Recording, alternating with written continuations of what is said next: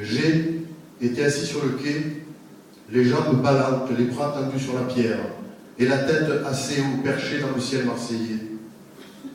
Le Daniel Casanova appareillait pour la Corse, avec à son bord une palanquée de touristes insouciants.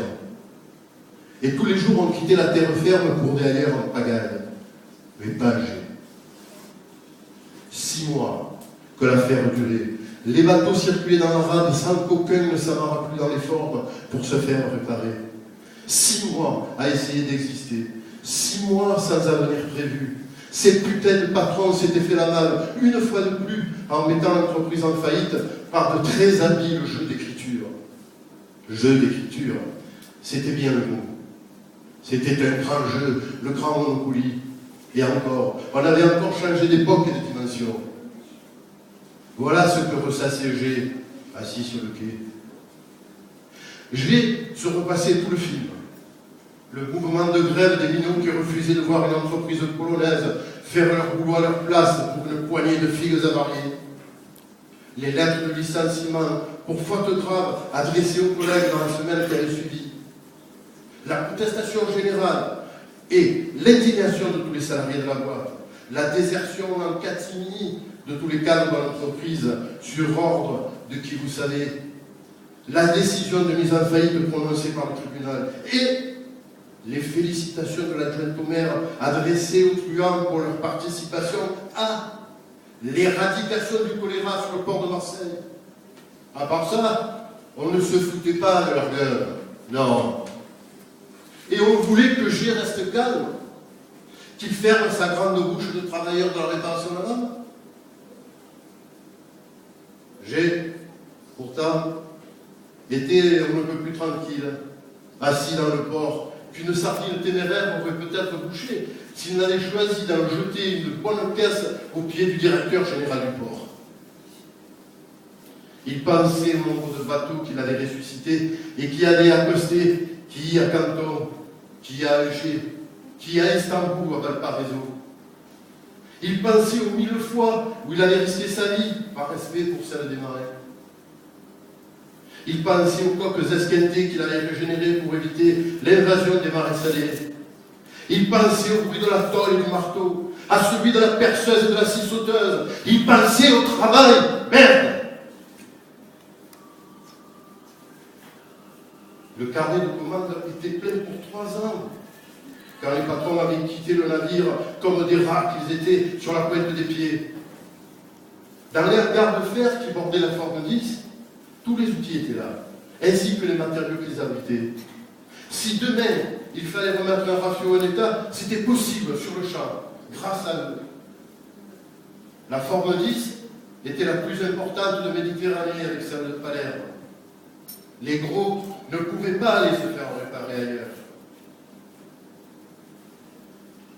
Pendant que G moisissait, le cul sur le quai, en regardant la digue et l'as de l'estac, la direction du port se calfeutrait dans le silence, feutré de ses bureaux. On avait un port de Marseille sans garagiste pour les bateaux et ça ne posait pas de problème. On trouvait ça normal. Le préfet avait refusé de le recevoir pendant de longues semaines. Et quand il l'avait fait, c'était pour refuser le projet de redémarrage, impliquant les pouvoirs publics et leur demander de le mettre un peu en sourdine. De ses yeux d'acier, il avait observé le bonhomme, emprunté, des pommettes rouges comme un côte de Provence de supermarché. Mais que pouvait-il en savoir? Un type qui sait dans quel sens il faut ramer, quitte à ramer longtemps. Un type toujours paré pour représenter l'autorité de l'État à l'enterrement. Ses petites lunettes rondes, façon Troisième République, plutôt que John Lennon. Sa tronche de Pajot. Les glandes commençaient à lui monter, la chute. Les mots sortaient un à un de sa fine bouche sans se marcher sur les pieds, dans un agencement impeccable qui lui faisait penser à une musique d'ascenseur. Ne manquait plus que le ding qui marquerait la fin du voyage et de son étrange torpeur. G avait soudain tapé du poing sur la table en se levant brusquement, tandis que ses collègues le faisaient rasseoir. Il s'était rassis comme un kilo de pain. On leur avait fait comprendre que la réparation navale pourrait vivre à Marseille, mais peut-être sans eux. Chaque parole lui revenait en mémoire, chaque syllabe presque avec son intonation.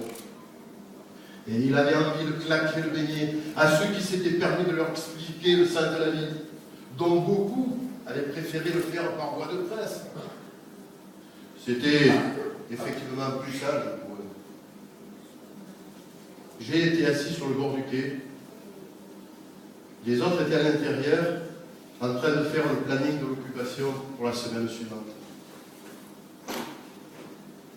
Tu devrais rentrer chez toi, j'ai perdu dans ses pensées, noyé même. Il n'avait pas entendu Francis arriver. L'homme avait posé ses 2 mains de chaudronnier sur les épaules de G et y avait laissé reposer le poids de sa carcasse. Qu'est-ce que tu fais là? Les autres sont arrivés, on peut s'estamper. G ne répondait pas. Il écoutait le cliquetis, le clapotis, le flopetis. Il regardait la lumière de l'estaque qui avait ébloui ses âmes. Il guettait les cargos comme on attend le facteur. On va gagner, G. Ça prendra le temps qu'il faudra, mais on va les niquer. On leur montrera qu'on ne nous écrase pas avec une tapette à mouche. On leur montrera à quoi ça sert, les inutiles. Francis se releva pour glisser ses mains dans ses poches et se mit à regarder lui aussi.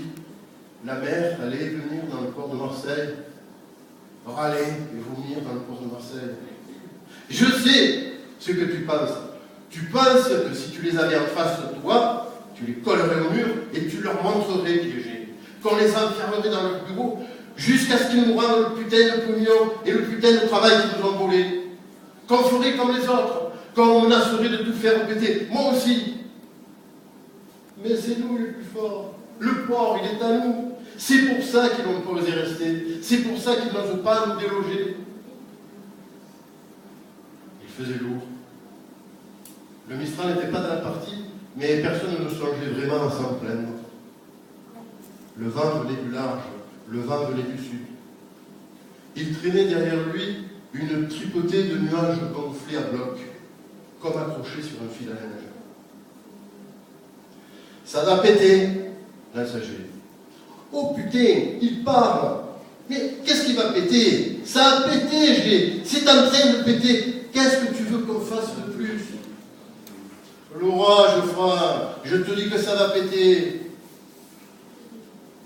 Tu devrais postuler à la météo, phrase. Ils ont peut-être besoin de mecs qui restent assis sur le quai et qui les informent de ce qui arrive au port. Tu es con, frère. Merci, G, tu me rassures. Un moment, j'ai cru que j'étais devenu tellement intelligent que tu buvais mes paroles. Bon, moi j'y vais. Puis revenant sur ses pas. Décolle pas, G, hein. J'aime pas te voir là. Elle va te faire foutre, enfin. Le ciel était en train de se voiler sérieusement, mais G s'en foutait. Il n'avait pas peur de l'orage. Il continuait à regarder les collines, à essayer de suivre le cheminement de la ligne de la côte bleue à flanc de Calanque. La pluie ferait du bien à la terre.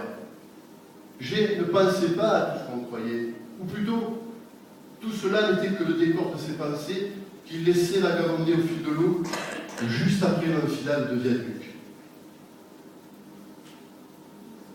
Dans un effort sur lui-même, il se releva, ajusta son bermuda en lycra et traînant ses savates jusqu'au local du comité d'entreprise pour saluer la relève. Gérard, Robert, Sandra, Norbert. Il prit le temps de les regarder un par un. En 6 mois, il lui semblait qu'ils avaient vieilli de 6 ans. Sandra n'avait pas pourtant perdu de son charme, qu'on ne le fasse pas passer pour une bougeur. Puis il enfourcha sa Ducati, la fit ronronner un peu plus que de raison, comme on finit à l'impulsion de paquet de bonbons, et disparut.